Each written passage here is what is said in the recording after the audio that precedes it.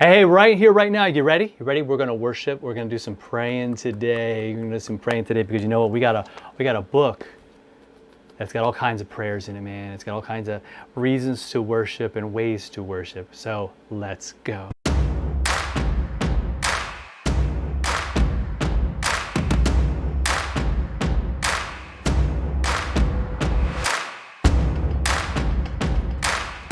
All right, I'm gonna ask you a question right at the beginning. I'm Pastor Fred. This is the follow through. I want this to be your prayer. See, a lot of times we're like, I don't know how to pray. But I think the more we read the scripture, right, the more we get into this, we see these models for prayer. Jesus taught us the Lord's Prayer. We can pray that. Our Father who art in heaven, hallowed be thy name. Right? We can pray that. Psalms are filled with heartfelt prayers. Heartfelt prayers. In fact, it's kind of hard to just read in sort of an empty, hollow, kind of pedestrian, robotic way, the Psalms, because it's someone pouring their heart out to God, asking Him for things, right? So prayer and worship, right? It's asking God for things, asking Him to change us, asking Him. We talked about yesterday, transforming our hearts and our minds, that we would know His will and know the things that please Him, that we might love Him, that we might love the people around us. That's a lot of stuff to pray about. And then there's all the physical problems going on, the things going on in our world, in our life. We just bring those to God. Listen to how David prays. Psalm 63. And unless you think he is, this is at a high point in his life, it's actually when he was in the wilderness of Judah. So he is like out in the middle of nowhere. He's like surrounded by just darkness and desolation, man. It's rough. And he says this, "O God, you are my God. Earnestly I seek you. My soul, it thirsts for you. My flesh faints for you, as in a dry and weary land where there's no water.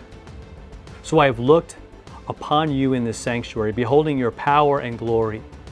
Because your steadfast love is better than life, my lips will praise you. So I will bless you as long as I live. In your name, I will lift up my hands." Now notice, he's talking about like this, he's kind of going back to times when he was in the sanctuary, right? In what we would call a church, but he's not there now. And this is where like our time in church buildings can be helpful and almost just fill us. And I think it's meant to be a regular rhythm, right? Where we're Sunday, we're gathering with God's people and we're worshiping, we're singing hymns, we're singing songs, we're just praising the Lord and we're thanking Him and we're hearing about His love for us. We're hearing again, we're taking communion together, we're experiencing that time at God's table together. It's awesome. All these things. And what happens is that's supposed to spill over into just this continual worship, no matter where we find ourselves, because sometimes we find ourselves in the desert, in the wilderness. And that's where he finds himself.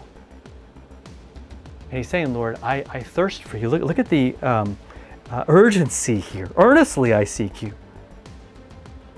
My soul, it faints for you, as in a dry and weary land where there's no water." He says, that's been my heart in a church service. I look back at that. I beheld someone that was powerful and full of glory. Someone who had steadfast love that's even better than life.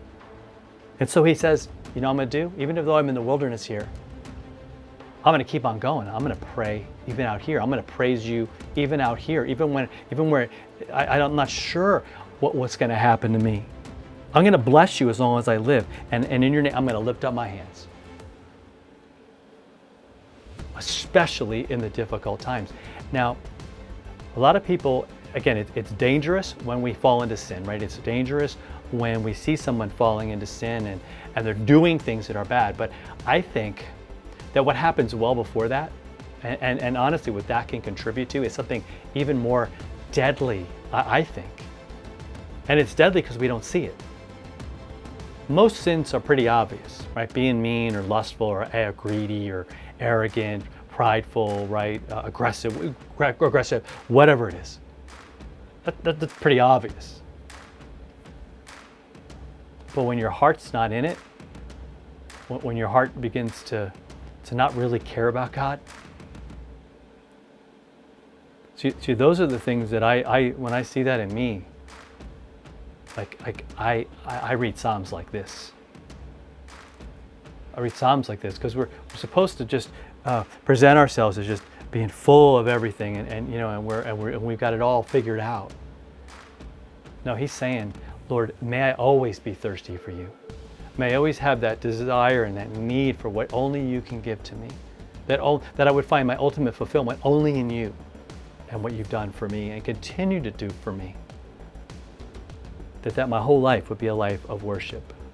All right, so let that surround you in your prayer time, that God would kind of have this thirst for God, this hunger for Him to be fed by what only He can give to you. And again, that's why the Word is important.